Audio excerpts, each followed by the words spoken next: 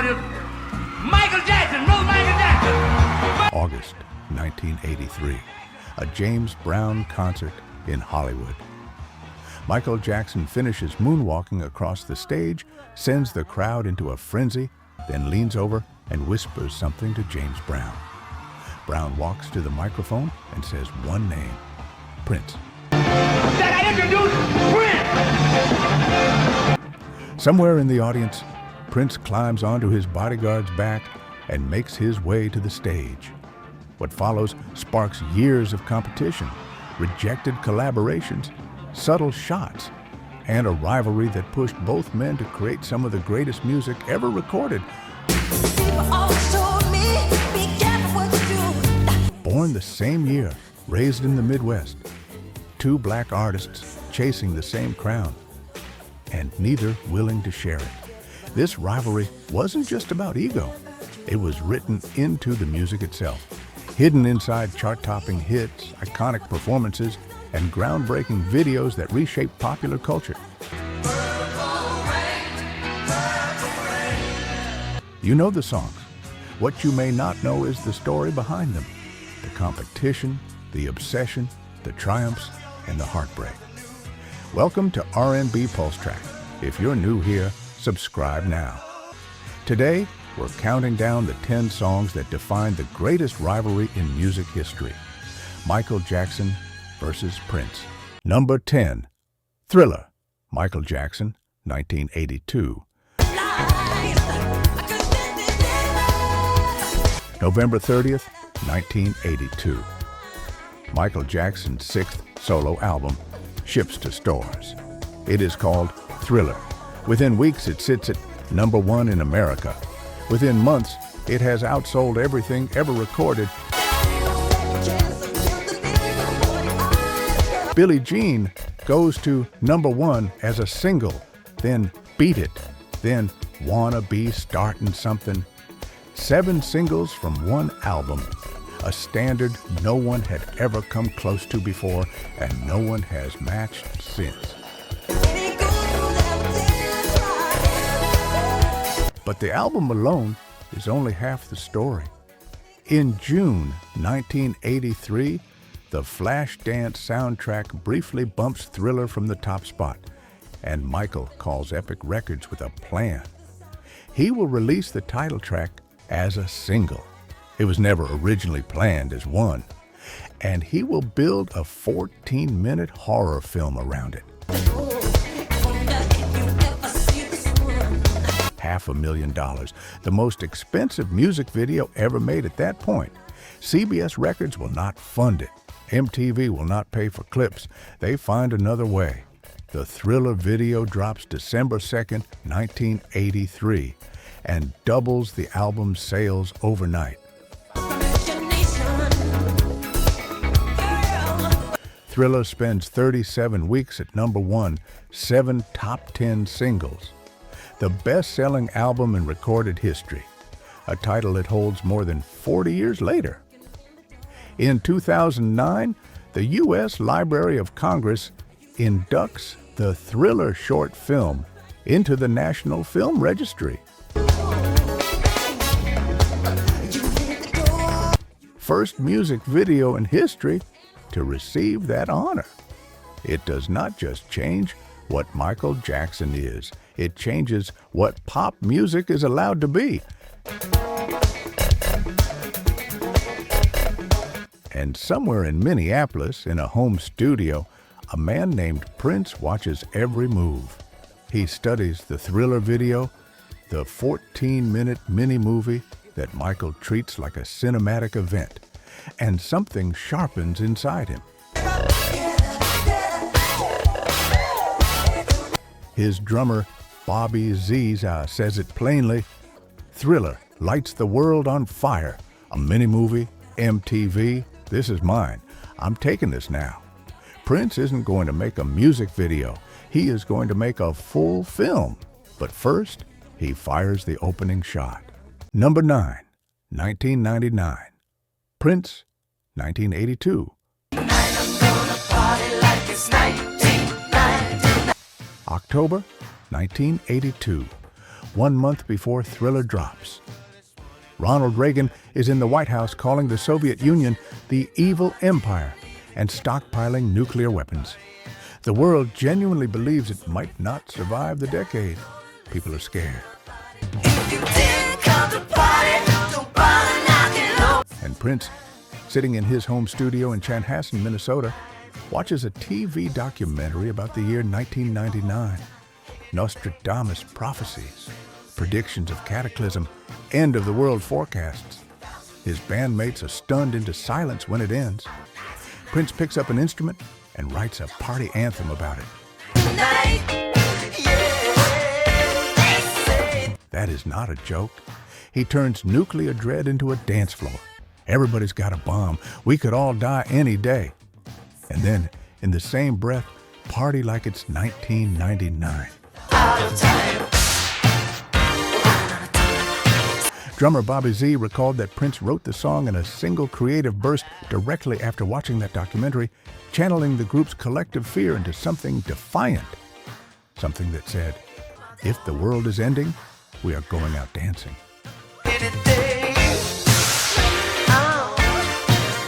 The album, 1999, drops the month before Thriller arrives.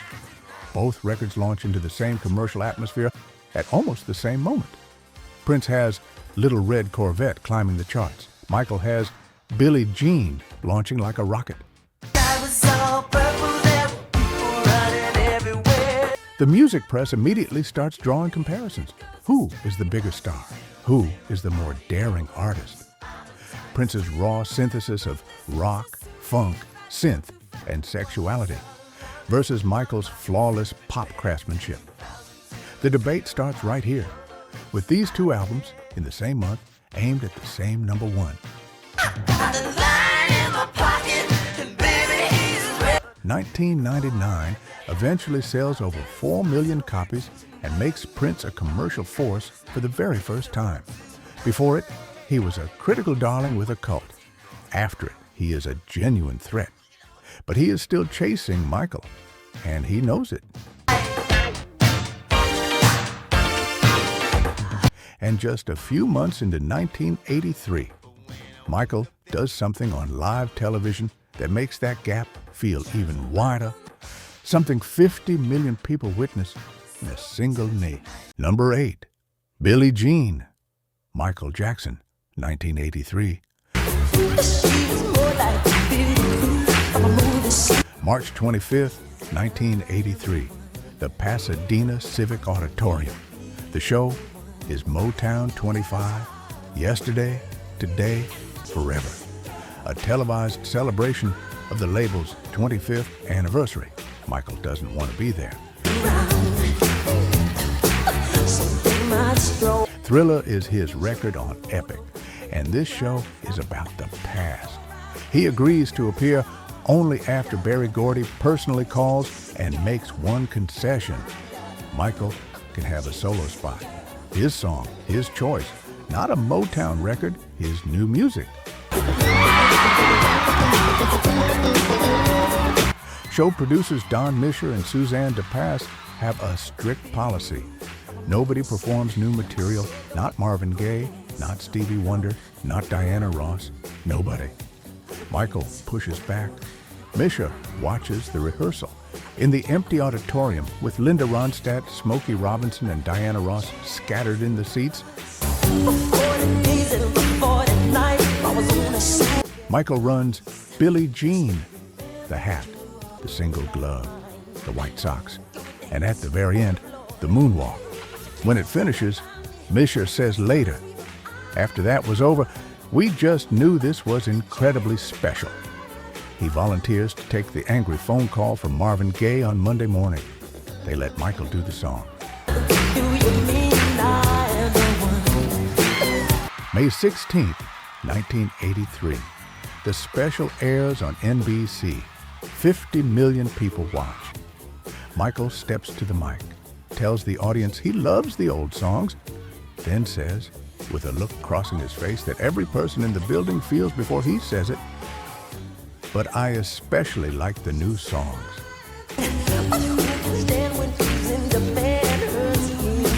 The crowd rises before the first note drops. The bass line hits. He spins, pulls up his pants, looks forward, and glides backward. 2.5 seconds. That is all the moonwalk lasts. 2.5 seconds that become the most replicated dance move in human history.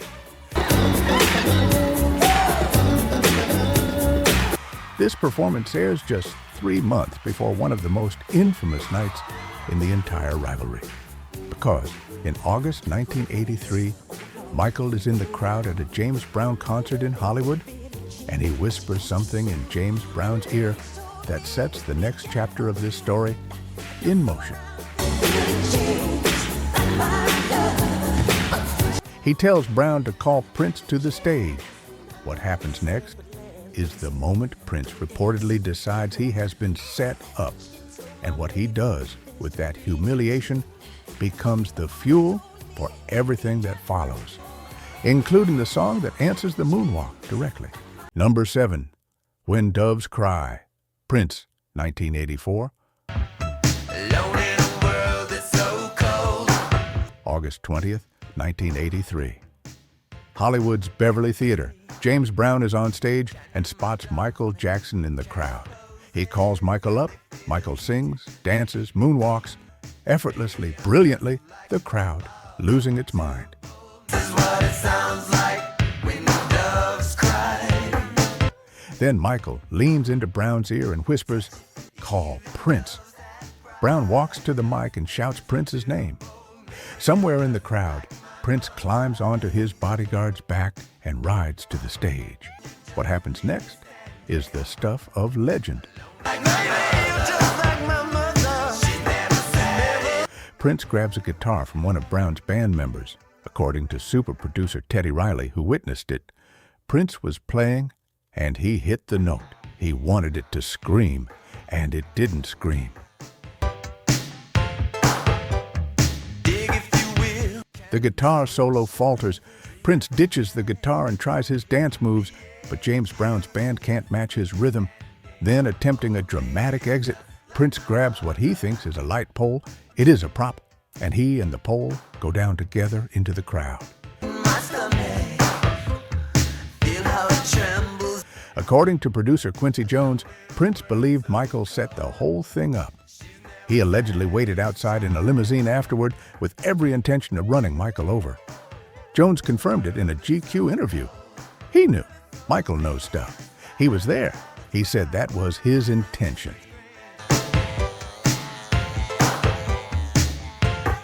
6 months later, Michael sweeps the Grammy Awards. 8 in a single night, including Album of the Year for Thriller. Prince watches the broadcast at home. When it ends, he turns to Bobby Z and says, "Next year, that's going to be us." Not a question, a declaration. He goes into Sunset Sound Studios on March 1st, 1984, and in a single day, writes, records, and produces When Doves Cry, entirely alone. Every instrument, every vocal, and at the very end of the mix, he makes a decision that terrifies everyone around him. He pulls the bass line completely out. His bassist, Brown Mark, is blindsided. Warner Brothers executives push back, but Prince doesn't move. "It just wasn't sounding right," he tells Bass Player magazine. "Too conventional." When Doves Cry goes to number 1 and stays for 5 weeks. Flies all tied up, don't make me chase you. The best-selling single of all of 1984 in America. In a year, Michael swept the Grammys. Prince took the charts with silence where the bass should have been. But Michael is not standing still. While Prince is building Purple Rain, Michael is making a move across a genre line that nobody expects. Number 6. Beat It, Michael Jackson, 1983. February 1983. Michael Jackson tells Quincy Jones he wants to write a genuine rock record, not a pop rock crossover, a real rock song. The kind a kid who had never once listened to soul music would still turn all the way up. Jones nods. Then he picks up the phone and calls Eddie Van Halen 4 times. Van Halen hangs up each time, convinced it is a prank. On the 5th attempt, he hears Jones's voice clearly, pauses before slamming the receiver down and thinks, what if? Van Halen's bandmates are scattered across the country, so Eddie drives to the studio alone. In about 90 minutes, he lays down one of the most iconic guitar solos in pop history, for free, not a single dollar charged. When it is done, Jackson walks in and Van Halen tells him, I hope you don't mind, but I changed your song. Michael listens and says, I really like that high-fast stuff you do. The basic tracks are re-recorded entirely to wrap around Van Halen's solo. The song bends to the guitar.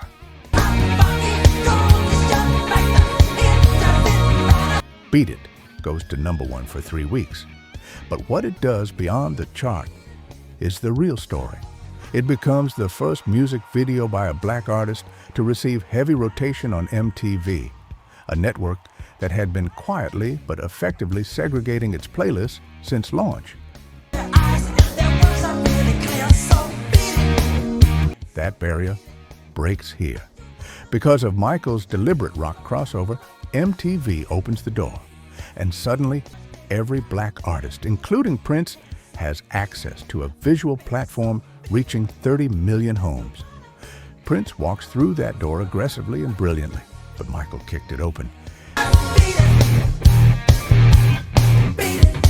There is a final irony Eddie Van Halen himself noted when Van Halen's own album, 1984, dropped. It could not quite reach #1. Thriller was still holding the summit. The man who played the guitar that helped make Thriller unstoppable watched his own band get blocked from the top spot by the same album he had contributed to. And Prince, watching from Minneapolis, absorbs the lesson Michael has just given the entire industry, that the biggest pop star in the world can do rock, can do film, can do anything. So Prince decides to do all of it at once. We are right at the halfway point, and if you have stayed this far, you already know this story is unlike anything you have heard before. If you are new to RnBPulseTrack, welcome to the channel. This is what we do here. We go past the headlines and find the real stories inside the music you have carried your whole life. Hit subscribe right now and tap the bell, because the 5 songs ahead of us are where this rivalry stops being competitive and starts being deeply personal. Let's keep going. Number 5, Purple Rain. Prince, 1984. The idea to make a film comes directly from watching the Thriller short film turn into a cultural event. Bobby Z is clear about it. A mini-movie? This is mine. I'm taking this now. Prince does not make a music video in response. He makes a feature film, budget of $7 million, shot in 6 weeks, cast of mostly non-actors, a first-time director, and a star who refuses to do a single interview. Warner Brothers wants to open it in 200 theaters. Their internal read, Prince is urban-based, limited reach. Then they screen it for 300 white teenagers in Texas. Those kids go absolutely wild. Warner expands the release immediately.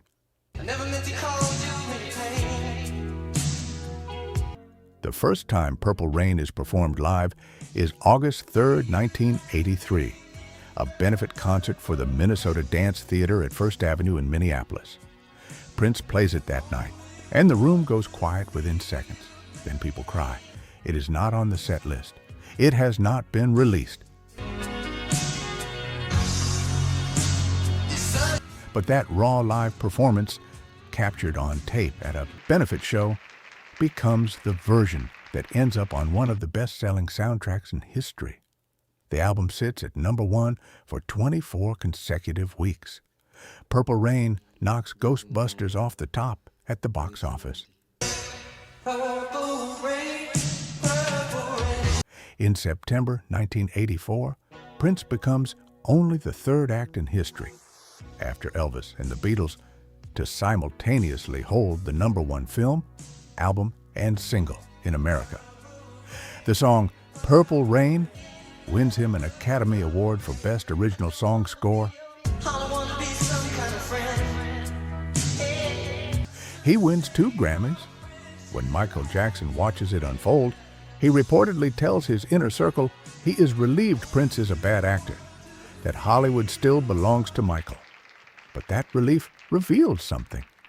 You do not feel relieved about a person who is not a threat.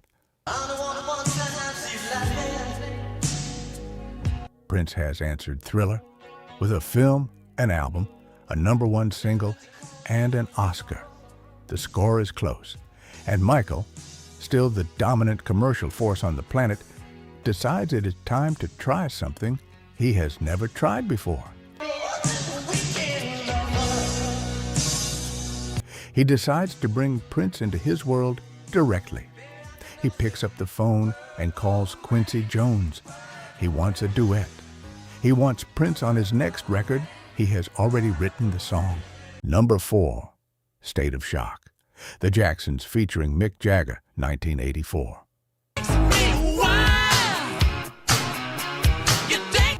Here is a chapter in this story almost nobody talks about.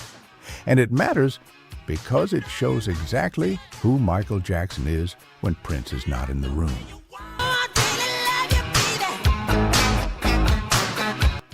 While Prince is filming Purple Rain on a $7 million budget, Michael is moving in an entirely different direction. He reaches across every genre and racial divide that exists in 1984 and cuts a hard rock duet with Mick Jagger, lead singer of the Rolling Stones. The song was originally written for Freddie Mercury of Queen. They had recorded it together at Hayvenhurst in August 1983. The chemistry electric, the session reportedly joyful. But producer Quincy Jones did not select it for Thriller. Mercury moved on, and Michael was left with this incredible rock track and nobody to sing it with. When Mick Jagger calls, Michael makes the decision quickly. One account from that recording session says Michael made Jagger, one of the most famous frontmen in rock history, do vocal scales for over an hour before they started. The king of pop holding the Rolling Stones to his standard.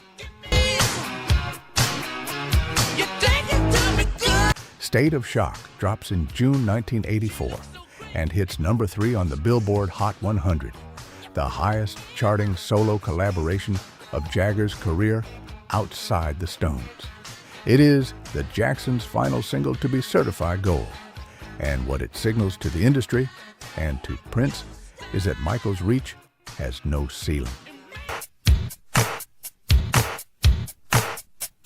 R&B, rock, MTV, movies, charity, collaboration with legends across every genre. Michael is not playing by any existing rulebook. He is writing his own, which makes what Prince does next, refusing Michael directly on Michael's own record, the most significant act of defiance in the entire rivalry.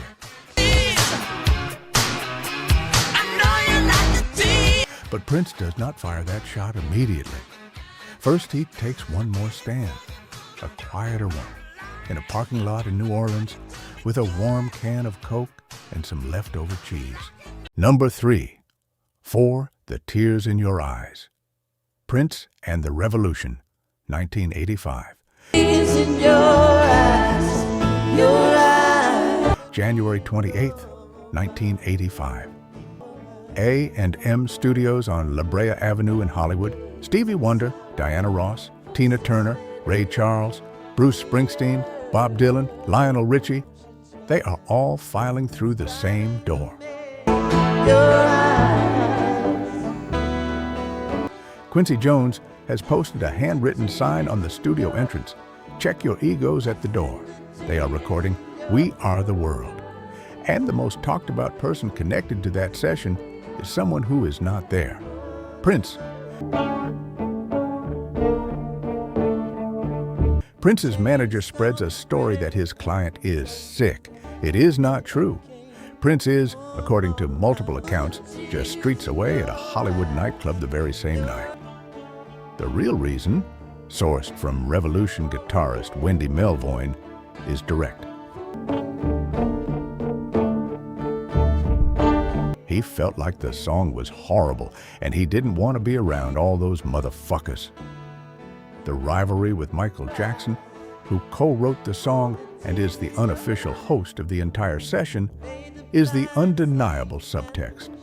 Standing in a room singing Michael's words on Michael's terms is something Prince's entire identity rejects.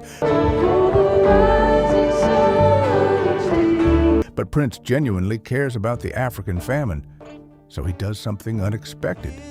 He takes a mobile recording truck to the outside of the New Orleans Superdome on a free day between tour dates. With Wendy and Lisa using leftover salami, cheese, and a warm can of Coke that engineer Susan Rogers had scavenged from the staff area, Prince writes and records For the Tears in Your Eyes entirely from scratch. And donates it to the charity album for free. He then films a live video for Live Aid, refusing to lip sync, delivering a completely raw emotional take, because that is the only way he knows how to do anything. It is, quietly, his most dignified move in the entire rivalry. He did not take the easy path of showing up and singing someone else's words. He created something from nothing and gave it fully. Michael's We Are the World becomes a global phenomenon. Prince's contribution is the smaller footnote. But For the Tears in Your Eyes is the truest thing Prince does in this entire story. And it arrives just months before the moment he looks Michael directly in the eye and says no. Number 2, We Are the World, USA for Africa, 1985. There comes a time when we heed. The story of We Are the World cannot be told without telling the story of the absence at its center. 46 artists in one room. Michael Jackson co-writes the song, co-produces the session alongside Quincy Jones, and is effectively the most powerful person in that building. The sign on the door says, check your ego. But everyone in that room knows whose vision this is, Michael's. And the most talked about person in the Netflix documentary made about that night, the greatest night in pop, released 40 years later, is the man who wasn't there. Certain call when the world. Here's what most people still do not know. There was a specific vocal passage in We Are the World, written for Prince, a part. When he declined, it had to be reassigned. The reassignment becomes one of the most fascinating behind-the-scenes negotiations of the session. The greatest gift of all. Because who gets which line in a room full of the world's biggest egos is not a musical question. It is entirely political. And Michael, as co-writer, controls that politics. Every line, every placement, every moment where one artist sounds bigger than another, Michael is the architect of all of it.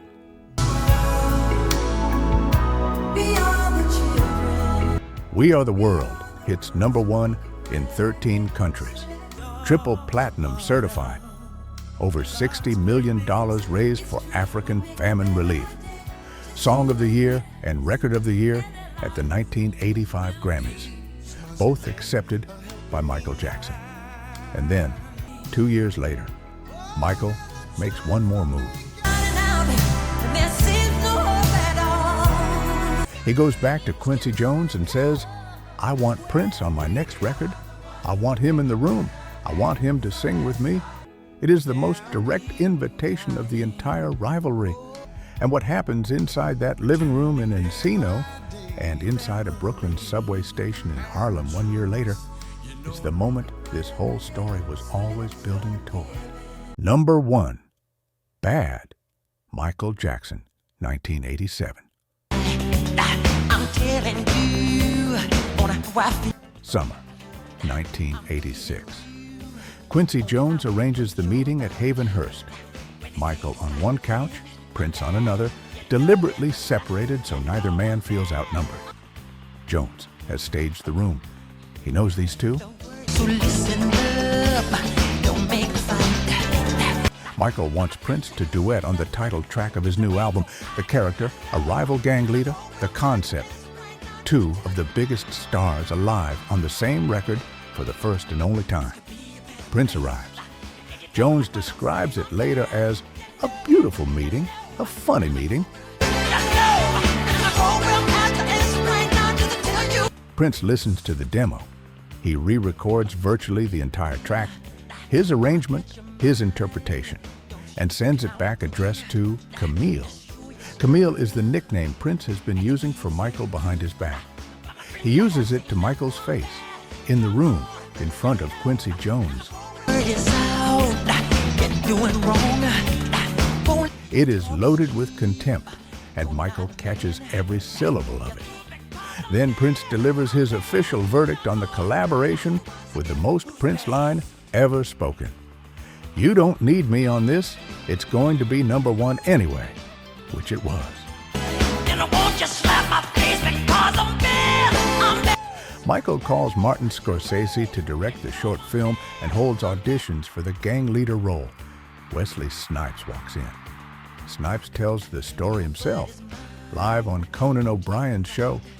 "Me and Prince were auditioning together, and I blew Prince out of the water." I'm telling you. Michael had already told Prince he had the role, and then he met me. Snipes gets the role. The 18-minute film shoots in Harlem and a Brooklyn subway station. Michael is nervous on those streets. Snipes walks him through, holding his hand. When the crowd presses in, some cheering, some hostile, Snipes tells him, "Hang in there, Michael, I got you." Bad premieres on CBS in August 1987. Goes to number 1. The album eventually generates 5 consecutive number 1 singles, a record that still stands today. And Prince, who could have been on the biggest solo album since Thriller, watches it from a distance. Just watch your mouth. I know your name. His explanation, given to Chris Rock on camera in 1997, has never lost a word of its power. The first line of that song is, "Your butt is mine." Now, who is going to sing that to whom? Because you sure ain't singing it to me, and I sure ain't singing it to you. So right there, we got a problem. The duet never happened, but everything it would have been, 2 men born the same year from the same soil who spent their entire careers watching each other and refusing to ever say so out loud, lives inside the silence of that rejection. And when Michael Jackson died on June 25, 2009, Prince locked himself inside Paisley Park for days. He later paid tribute in concert, performing Jackson 5 songs live, no cameras, no statement. Just music offered quietly to a man he spent a lifetime pretending not to need. 2 men, born 1958. Same Midwest, same hunger, the same impossible standard they chased in each other's direction for the better part of 30 years. They never made a record together. They barely admitted out loud that they were watching each other. But every number 1, every reinvention, every barrier broken, shaped in some way by the knowledge that the other man was out there doing the same thing, better, on a different stage. The pettiness was real, the limousine story, the ping-pong trash talk, the Camille nickname said to Michael's face, all of it real. But so was the grief. So was the love underneath all of it. And if you listen carefully to Thriller, to Purple Rain, to Billie Jean, to When Doves Cry, you can still hear them in there. Two voices in competition with everything, including each other, including themselves. This has been RnBPulseTrack. Subscribe and share this with someone who was alive in the 80s. They will know exactly what you are talking about.